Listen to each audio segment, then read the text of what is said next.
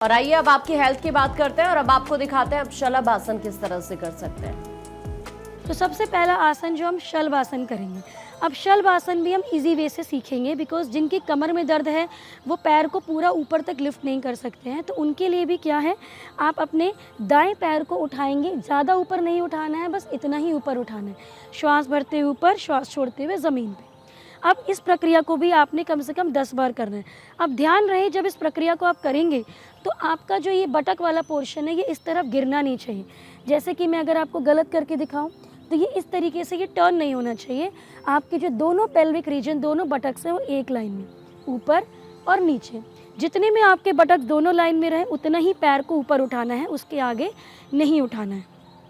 तो 10 बार एक पैर से करने के बाद अब हम दूसरे पैर से अभ्यास शुरू करेंगे। श्वास भरते हुए ऊपर, श्वास छोड़ते हुए नीचे। ये अभ्यास बहुत ही लाभकारी है। आपकी जो ये बटक की जो मसल्स होती है, जिनको साइटिका का दर्द रहता है, उनके लिए बहुत लाभकारी है। तो इसको 10 बार ऊपर, 10 बार नीचे। अब अगर आप इसमें कंफर्टेबल हो जाएं तो अब हम दोनों पैरों के साथ करेंगे। सो दोनों पैरों को इकट्ठे करेंगे, श्वास भरते हुए ऊपर, श्वास छोड़ते हुए नीचे। अब इसमें मैक्सिमम लोग जो गलती करते हैं, जब वो पैर उठाते हैं तो अपने घुटनों को ऐसे बेंड कर देते हैं। तो अगर आप घुटनों को बेंड करोगे तो आपकी जो मांसपेशियों पर खिंचाव आना चाहिए वो नहीं आता है। तो आपको अपने उसके लिए क्या करना पड़ेगा, पैर को रखेंगे, अपने पंजों को तेज़ी से प्रेस करेंगे। इतना प्रेस करेंगे कि जो आपका नीचे का भाग है, थाई का घुटना, वो ज़मीन से ऊपर उठ जाएगा। इसको करने के बाद अब आप दोनों पैरों को उठाएंगे ऊपर और नीचे।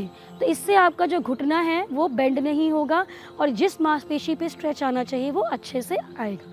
इसको भी आपने 10 बार करना है।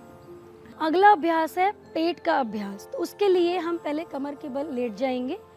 हम करने वाले हैं नौका आसन, सुपाइन नौका आसन।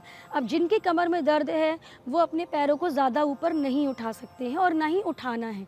तो आपको अपने पैरों को ज़मीन से सिर्फ 20 डिग्री लिफ्ट करना है। तो सबसे पहले अपने दाएं पैर को 20 डिग्री लिफ्ट करेंगे। अब यहीं पे ही आपको श्वास भरते हुए पैर को ऊपर उठाना है, श्वास छोड़ते हुए पैर को ज़मीन पे टच करना है। फिर श्वास भरते हुए ऊपर उसी पैर से करेंगे और फिर श्वास छोड़ते हुए नीचे। इस प्रक्रिया को कम से कम आपने 10 बार करना है।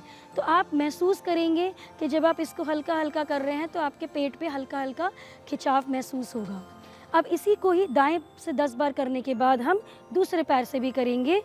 श्वास भरते हुए ऊपर, श्वास छोड़ते हुए नीचे। ध्यान रहे जिनको कमर का दर्द है वो पैर को इससे ज़्यादा ऊपर नहीं लेके जाएं, क्योंकि अगर वो इससे ऊपर लेके जाएंगे तो उनके कमर पे प्रेशर पड़ेगा। तो कमर पे किसी तरीके का प्रेशर आपको नहीं लेना है।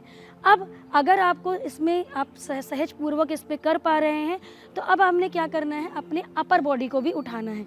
तो पैरों को नीचे रखना है, अपने अपर बॉडी को उठाएंगे सहजता पूर्वक, बस इतना उठाना है। श्वास भरते हुए, श्वास छोड़ते हुए नीचे।